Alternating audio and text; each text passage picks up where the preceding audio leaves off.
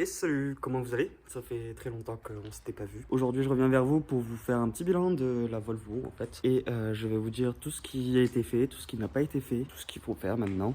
Tout d'abord, je vais vous présenter. Je sais pas si vous vous souveniez qu'il y avait deux Volvo. Une qui était là pour les pièces détachées et l'autre qui était là pour la faire rouler en fait, tout simplement. Donc je vais vous présenter de suite l'état de la Volvo pour les pièces détachées. Et voilà l'état de la Volvo pour les pièces détachées. Alors comme vous voyez, elle a été en partie découpée. Il reste encore pas mal de choses à faire, mais bon, le principal est fait.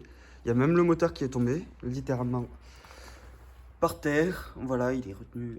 Il n'est même pas retenu en fait. Bon, voilà, c'est les aléas de la mécanique.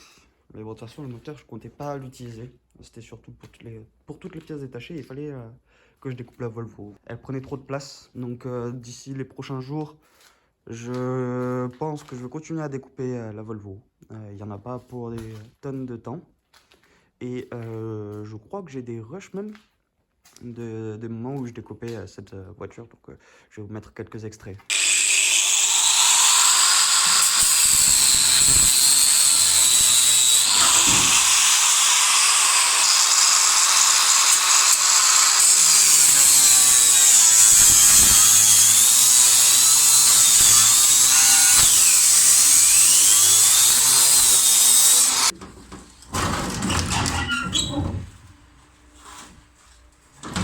Et maintenant, la partie la plus importante, c'est la valve noire qui est ici.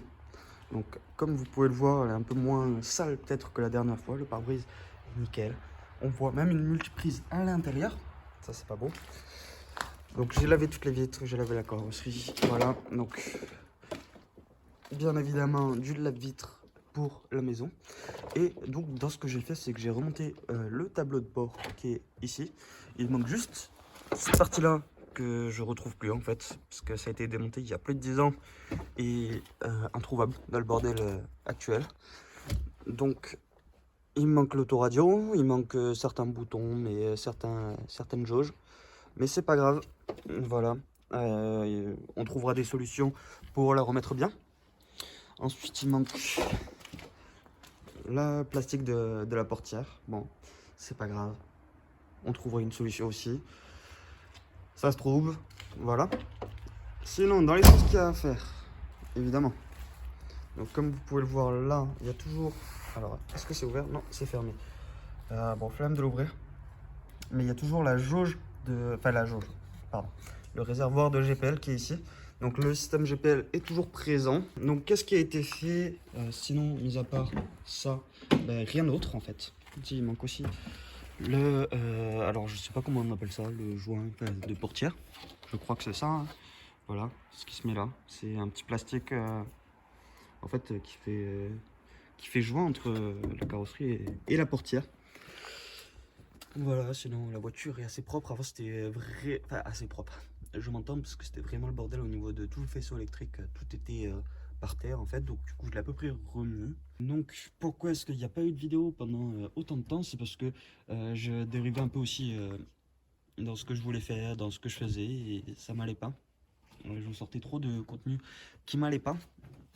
Et entre les problèmes du Covid, enfin de la fin du BTS, de trouver du boulot, tout ça, ben, j'ai un peu arrêté entre temps. Comme vous l'avez remarqué, maintenant ça va un peu mieux. Je me remets un peu plus sur la Volvo. Entre temps, ben, je me suis informé sur comment faire pour retirer le système GPL, qu'est-ce qu'il fallait faire, voilà. Et j'ai un peu plus chiffré tout ce qu'il y avait à faire sur cette voiture. Oh, voilà, là c'est le moteur qui est un peu dégueulasse d'ailleurs. Mais bon, c'est pas grave, ça se nettoie. Les phares qui sont pas levés mais qui peuvent se lever. Flash, c'est pas grave. Maintenant, on va parler un peu de prix parce que bon, je me suis un peu renseigné sur tout ce qu'il y avait à faire pour que la voiture redémarre déjà dans un premier temps, puis puisse rouler en fait. Donc, nous avons pour au moins 800 € de dépenses. Enfin, j'ai 800 € de dépenses à sortir pour que le moteur redémarre correctement. Déjà, enfin pour que la voiture redémarre. Déjà, nous avons la pompe à essence qui se situe au niveau du réservoir. C'est une pompe immergée qui a 200 €. Voilà, rien que ça. Pour que de l'essence puisse arriver dans le moteur. Donc, ce qui est assez indispensable par rapport à ça. Ensuite, bon, une batterie classique. Ça se trouve facilement, mais je n'ai pas de fonctionnel. Ensuite, qu'est-ce que nous avons? Ben, tout l'entretien en fait classique. Donc courroie distribution, courroie d'accessoires, pompe à eau, vidange, chargement des bougies, tout ça. Au total, nous en avons pour 800 € et quelques. Et ensuite viennent toutes les dépenses annexes, si on peut dire ça comme ça. C'est-à-dire tout ce qui va être suspension, puisque ça fait presque 20 ans que la voiture n'a pas roulé, donc ça sera changé. Le système de freinage a changé aussi. Toutes ces petites broutilles qui montent quand même, mine de rien, à un peu plus de 1000 € de dépenses. Plus ça, donc du coup nous sommes déjà à peu près à 1800 €. Mais ensuite, alors attendez, je ne sais pas pourquoi la porte ne tient pas, il faut mettre une petite colle en bois là. C'est pas spécialement bon, mais ça tient. Voilà. Plus, donc du coup on est à 1008, c'est rien que pour le côté mécanique, mais ensuite on a le côté pour la remettre à l'essence, parce que on peut retirer le système GPL, mais il faut la passer à la drill, si j'ai bien compris. Ça fait des sous en plus à dépenser, des contrôles techniques, l'homologation, il y en a au moins pour 300, 400 €. Et ensuite nous avons des petits soucis. Qui sont pas forcément chiffrables, c'est-à-dire je m'entends, c'est là, cette partie là du tableau de bord en fait qui est autour, c'est introuvable.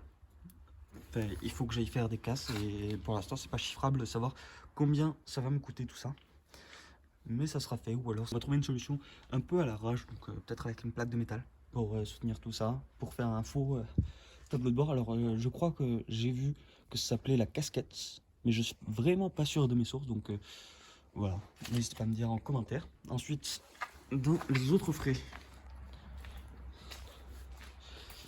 alors au niveau du phare, il y a ça qui est pété, ça aussi, donc et c'est vraiment du genre introuvable.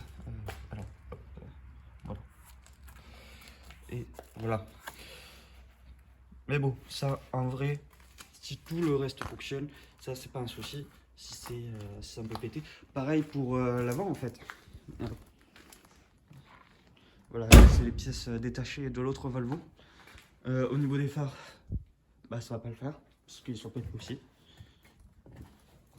Au niveau des phares, problème, ici ça a pété et ça aussi c'est introuvable. Et ça c'est plus important que l'arrière. Enfin bon. Et dernier souci, donc une fois que tout ça est fait, je pense qu'on va monter presque aux 3000 €. Peut-être un peu moins. Et ensuite il y aura de la carrosserie à refaire. Parce que regardez un peu ça. Ça c'est après l'avoir lavé. Et voilà la tête que ça a. C'est pas. Il va falloir refaire la carrosserie. Là on voit. Parce qu'en fait le problème c'est que en haut c'est couvert, mais il y a des petits trous. Alors là, vous allez voir, et il y a de la pluie qui tombe, et je pense que ça vient de là. Là, vous voyez, en fait, il y a des gouttes. En fait, c'est parce qu'il a plu cette nuit. Et du coup, ben, ça laisse des traces. Voilà, et ouais, ça se voit quand même pas mal à la caméra. Hop, là, vous voyez. Ça fait quand même plutôt dégueulasse. Même chose pour le liseré.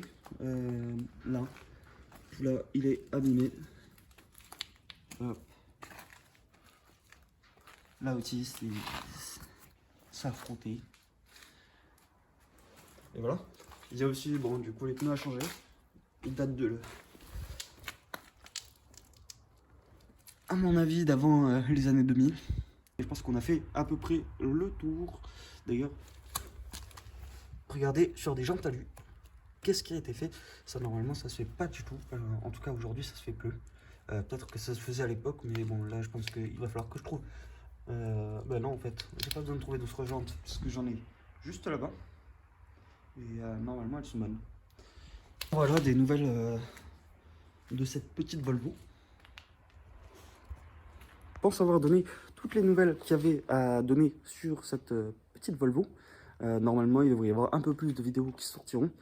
J'ai essayé de mettre un peu plus des dates butoirs, si on peut dire ça comme ça, par rapport à la Volvo. C'est-à-dire que la Volvo, je vais faire en sorte qu'elle puisse redémarrer dans un premier temps. Je vais essayer de la faire redémarrer entre janvier et février. Bon, il reste dans un mois ou deux, normalement, au moment où cette vidéo sortira. Mais voilà, après, tout ça devrait s'enchaîner plutôt pas trop mal. et je pense que j'ai plus ou moins tout dit. Si vous voulez suivre un peu ce que je fais, allez sur Instagram, je vous le mets juste là en fait. Et ça devrait bien se passer. Et nous, on se dit... ah oui, d'ailleurs, autre chose. Je pense pas avoir un rythme super régulier de vidéos. Je vous filmerai tout ce que je fais. Et lorsque je penserai avoir suffisamment de contenu, parce que je vais pas juste faire une vidange et publier une vidéo sur une vidange, et voilà. Donc je pense pas que je vais faire ça, avoir un peu plus de contenu. Donc si je peux faire beaucoup de contenu en une semaine, mais vous aurez une vidéo toutes les semaines. Si jamais j'ai pas assez de contenu, ce serait peut-être toutes les 2 semaines, ou alors bon, ça dépendra aussi du budget, parce que toutes les pièces ne se valent pas. Je peux faire beaucoup de réparations pour 100 € et très peu pour 200 €. Mais bon, voilà, sur ce, on se retrouve une prochaine fois. Ciao!